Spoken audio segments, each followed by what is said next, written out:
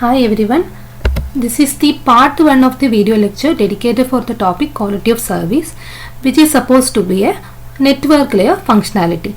Now if you are looking at the TCP IP model, in the network layer the main core protocol that we are using is the IP protocol, that is the internet protocol. Now this IP protocol alone is not providing any QoS guarantee, and if you want this QoS requirement for a particular application, it has to be given as an additional layer, and we will see what is the concept of quality of service and how it can be implemented in a typical network in this topic. So in this part 1 we will see the basic idea about quality of service and some features of the applications which are demanding this quality of service from a network layer. So let's begin our discussion. First, motivation.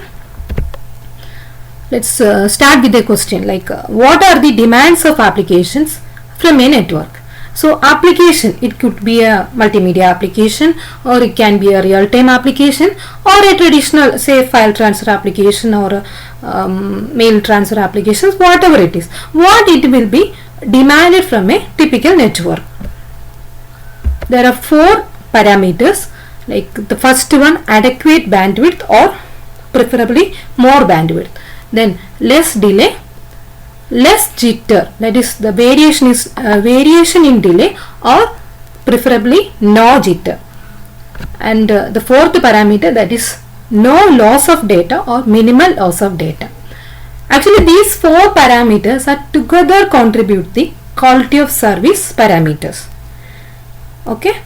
Now this requirement on this quality of service parameters vary from application to application. For example, certain applications may be in need of adequate bandwidth, and other features may not be a requirement for it. Some other application may be in need of no loss of data, like that. For example, if you are looking at a multimedia application, that is a combination of audio, video and the normal data, it need higher bandwidth, that we know, right? That means for the smooth streaming of the data, higher bandwidth is required by a typical multimedia application. Where if you are looking at a real-time application, it can be a voice application, a live streaming application, or an industrial control application. They are sensitive to timeliness of data. That means they want the data to be delivered with the minimum delay or preferably no delay. So delay, that is what is called a timeliness of data. Okay, no delay, it is keeping better timeliness of data. So like that, from application to application the QoS requirements will vary. Now let's have a quick comparison between the best effort model and the QoS model. The best effort model is what we have right now, that is the model provided by the internet protocol, and QoS model is something that we can add as an additional layer to the existing model, so that we will be getting the previous 4 guarantees. Okay, the best effort model, in which the network tries to deliver your data but makes no promises, that we know. Best effort, the network layer will try to deliver the data with maximum effort, but there is no promises at all, and it is not sufficient for a real-time application where we will expect some promises. Okay, so a new service model is required, in which the applications that need higher assurances in terms of those 4 parameters, okay, higher assurances, can ask the network for them. Now it is up to the network layer whether to give it or not. Sometimes it may not be able to provide such assurances, but still there should be a response from the network layer. That is, the network layer may then respond by providing an assurance that it will do better, or perhaps by saying that it cannot promise anything better than for the time being. Okay, so that is up to the network layer. Something is expected from the network layer, but in worst case, if it is not able to provide that assurance, it can inform the application that for the time being I am not able to provide it. That is also fine, but it should not be like the best effort model.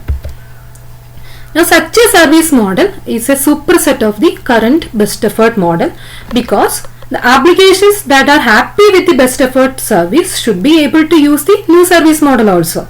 Their requirement are just less stringent. That means this new quality of service model, you can simply make it as a best effort model also by not providing any assurances. That's all. This implies that the network will treat some packets differently from others, something that is not done in the best effort model. And this concept we will see in detail later. That means there is a kind of classification of the packets that are coming in the network layer. Some will be given a better quality of service and some will not be given, and they are nothing like our normal best effort packets. Both are possible in the new model. That is a network that can provide these different levels of service. That means it can be say no delay, or it can be less delay or high bandwidth, whatever it is. Different levels of service should be provided by the network, and that is often said to support a quality of service parameters. Just have a comparison between the real-time and non-real-time application that we already know. I'm just reading out. The real-time application needs some sort of assurance from the network that data is likely to arrive on time. That is the timeliness of the data or less delay. That is what is expected by a real-time application.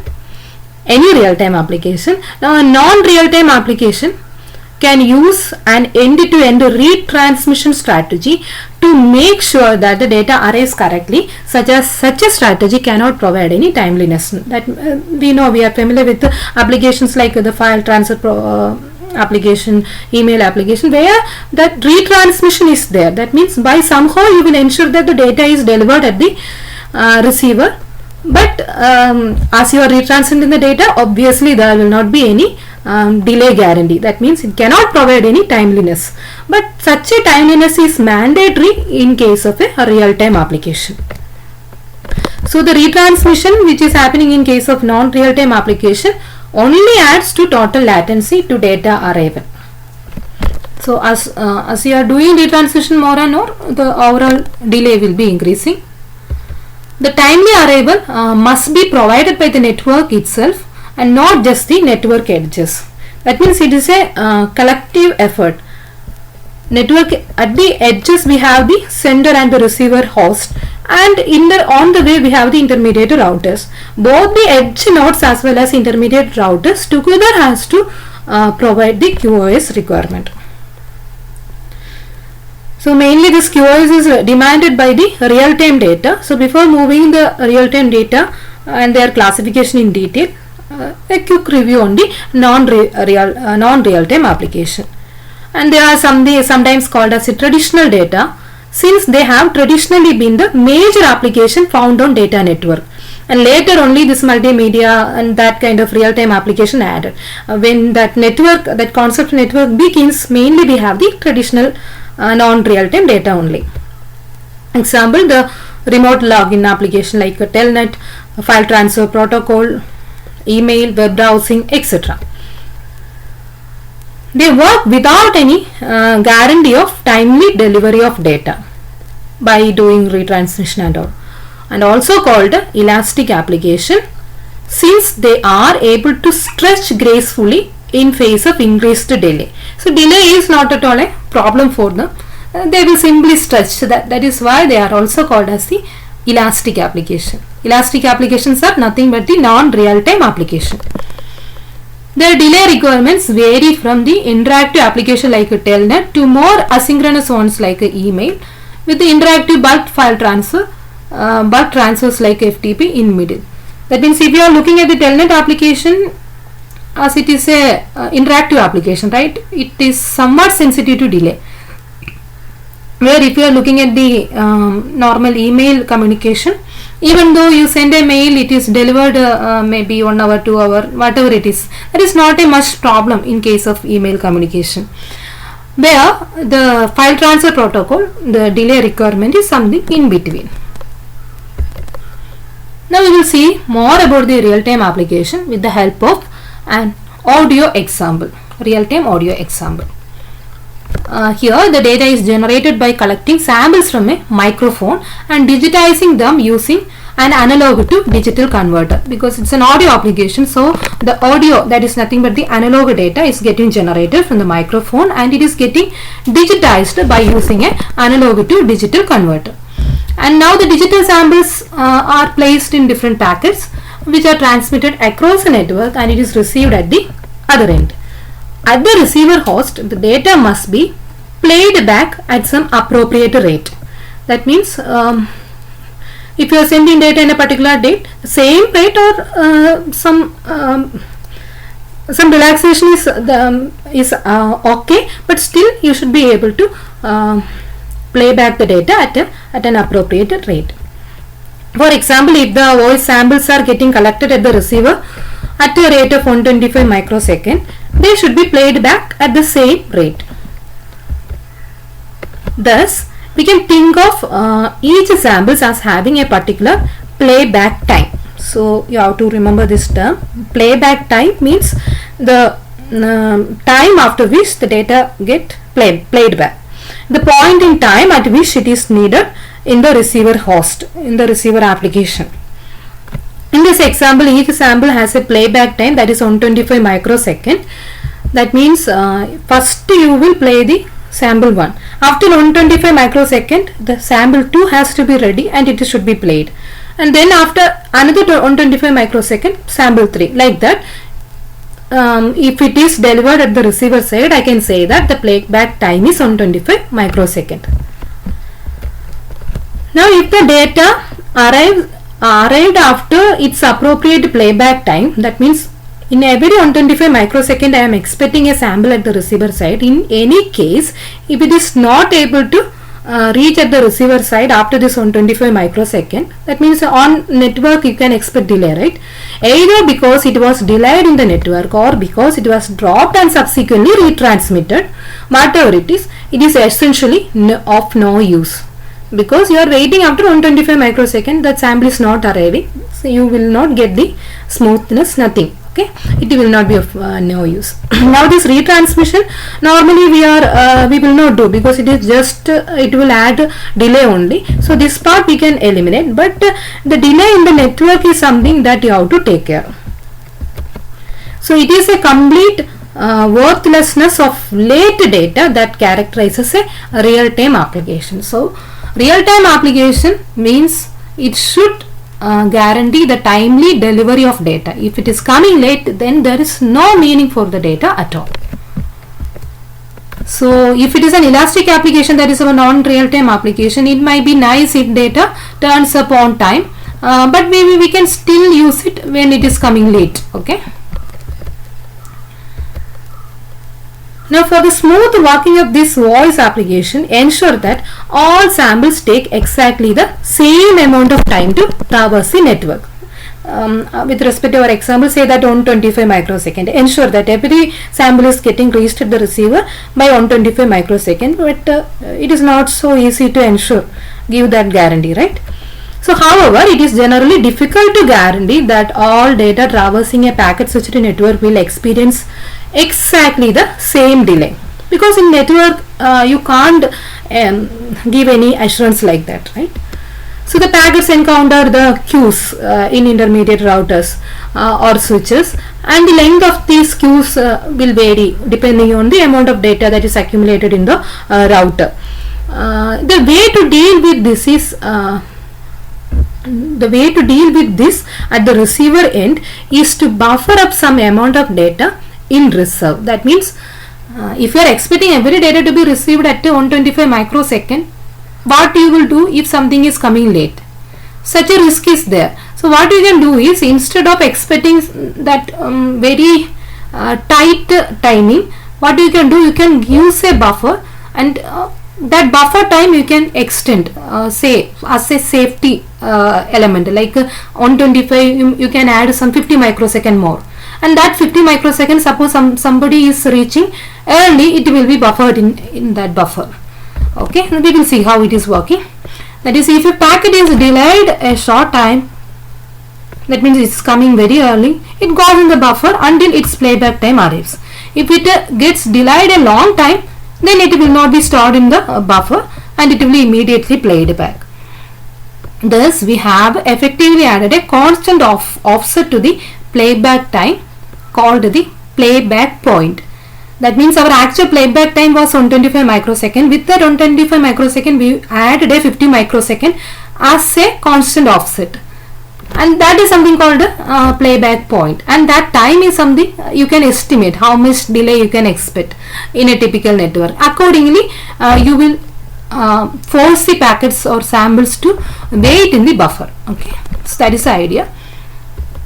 So it is something like this. Here this diagram, the horizontal line we are noting down the time, and the vertical we have the sequence number for different packet, like packet 0, packet 1, packet 2, packet 3, like that. Now this line is showing how the packets are getting generated at the sender side. They are generated in a very smooth way. Now they are traveling over the network, and in that network you can expect different delay for the packets. For example, for the very first packet, it is received at the receiver at this point. That means this is the delay it faced in the network. Now for others it is like this. Now look at the packet that is delivered at this point. It is coming after a somewhat more delay, right? It is experiencing more delay compared to this one. And similarly, for a packet that is here, it is experiencing some more delay, right? So that is the case. So you can't say expect that every packet is coming after say this much time. Some packets will be taking more time also. So that is why we are using a buffer.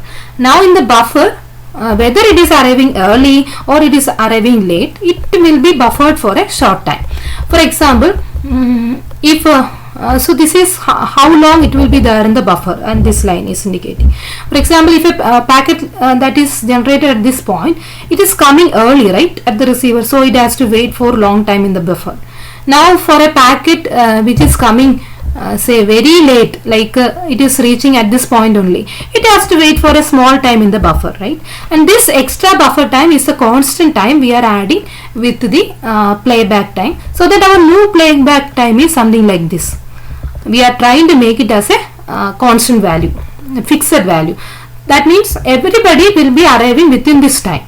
So like that we are setting our new playback time. So that is playback point we are shifting like that, and at this point everybody will be delivered at a fixed rate. So this is how a typical audio real-time application is running.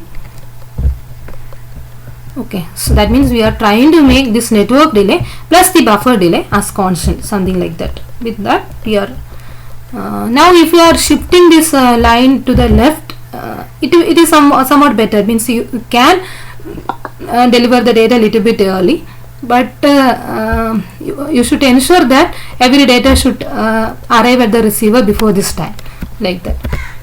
So as long as the data, as long as the playback line is far enough to the right, we are safe, right? The variation in the network delay is never noticed by the application. However, if we move the playback line a little to the left, then some packets will begin to arrive too late to be useful. So such a risk is there. So you have to do a prior estimation. Accordingly, you have to set the playback time. So this is showing how important is delay or timeliness in case of a real-time application. Now the taxonomy of real-time application. So it's like this. The applications in general we can classify into elastic and real-time application. Elastic application is nothing but the non-real-time application that we already seen. Now in case of real-time application, the very first classification is like intolerant application and tolerant application. Now tolerant of what? Tolerant of data loss. That means if a particular application can tolerate the loss of data, and it is a real-time application, it is coming under the tolerant real-time application. Now if it is intolerant of data loss, it is coming under the intolerant category. Okay, for example, in the audio example that we explained before, it can tolerate data loss because if a particular sample is lost, that can be interpolated from the neighboring samples at the receiver side, right? Or any multimedia application is coming under the tolerant category. But if you are looking at say an industry control robot, something like that, and we are giving different instruction to the robot. Accordingly the robot has to work, and particular data loss here means that command given to the robot is lost in the network, then there is no use, right? What is expected by the industry, that will not be happening at the plant actually. So such application can be put under intolerant application. Now if you are looking at the real-time tolerant application, further we can classify it into adaptive and non-adaptive. That is whether it is adaptive to delay or rate, or it is non-adaptive of all these. For example, if you are looking at a live streaming application, it is a non-adaptive, right? So it is not how it is getting delivered in the exact rate we should be able to receive at the receiver side. But the typical normal audio application that is coming in a multimedia application, they are adaptive, like what we seen already. By adjusting the buffer and the playback time, we can adapt it, right? So adaptive application itself, it can be a rate adaptive application or a delay adaptive application. So some explanation about this tolerant and adaptive application we can see in the upcoming slide. You just go through it, just like the classification based on tolerance of data, mainly this audio example, and that is the audio sample. If it is lost, it can be interpolated from the surrounding samples with relatively a little effect on the perceived audio quality. So it is tolerant of data loss. But if you are looking at a robot, that control program that is used in a typical industry, is likely to be an example of a real-time application that cannot tolerate loss. That is, losing a packet here means that it is actually losing a command instructing the robot arm to stop to do something. It can be anything. So such a data getting lost is something unacceptable for the application. Thus we can categorize a real-time application as tolerant and intolerant depending on whether they can tolerate the loss of data or not. Okay. Now the classification by adaptability, that is the example we discussed so far, or the audio example. By adjusting the buffer and the playback time, we can make it adaptable to the delay. And rate adaptive, so that about delay adaptive. Now another class of adaptive applications is rate adaptive. For example, many video coding algorithms can trade off bitrate versus quality.